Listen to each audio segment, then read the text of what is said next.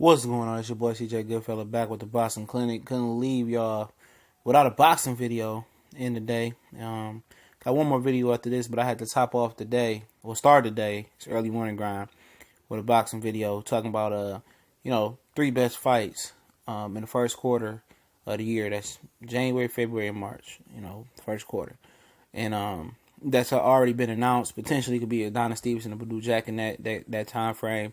But it's the fights we got. The marquee fights. Jose Ramirez versus Amir Ahman in the unofficial WBC tournament in junior welterweight. Bivol, Sullivan Barrera, March 3rd. Ramirez and Ahman, I think March 17th.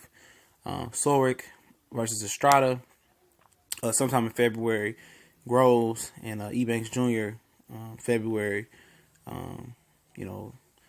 Abel Sanchez's guy, Griezvis versus the doctor died from Cuba. I can't pronounce neither one of their games. They going down to early February. Rios and Garcia, I think it's February 17th. Peterson and Spence, January 20th. Just had a long, good, clean debate about that. Lipinets and Garcia sometime in February. March 3rd. Luis Ortiz, Deontay Wilder. I think the three best fights, when you're talking about just, from a strategical standpoint and the fanfare standpoint, my three picks are these, and I'll elaborate on it. In no specific order, I think the first one is the Cruiserweight World Boxing Super Series tournament. Like I said, no order. It's the first one I'm naming. Abel Sanchez's guy, can't pronounce his game, in the Cuban. That's a wonderful fight. The Cuban knocked the guy out at the Alamo Dome earlier this year, and that tournament has lived up to expectations. A lot of people don't watch Cruiserweight. Well, this tournament is pure gold. Abel Sanchez guy won his fight. He a good guy. I think that's going to be a great fight in my opinion. And I can't. That's a fight you got to see. They stream it on the World Boxing Super Series website for us fans in the U.S. Another great one. I think this could potentially be fight of the year is Soric, who knocked out Roman Chocolito Gonzalez.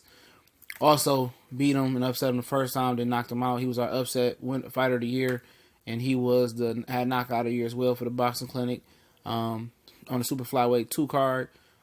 Great fight. Soric, Estrada is something serious.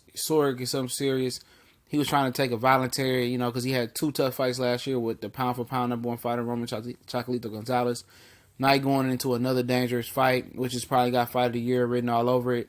Only reason it probably won't be fight of the year, or possibly couldn't, because it's so early in the year, and people would tend to write, stuff off that happened early in the year. And I think right there with that could be second 1A, 1B, is George Groves versus Chris Ebanks Jr. I posted this question on the Facebook Boxing Clinic page. Man, a lot of people were sleeping on that fight. That fight is going to be dangerous. I think a lot of people, just not familiar with George Groves. They know what he's seen, what he did with Carl Froch, and then what happened to him, and then get knocked out the second fight. But I think that fight got great fight of the year potential written all over it. It's going to be a massive crowd, so it's going to have electricity in the building. You got two skilled fighters, him and Ebanks Jr., real bad blood. I think this is the fight that has legit bad blood, not just fake build-up bad blood as well.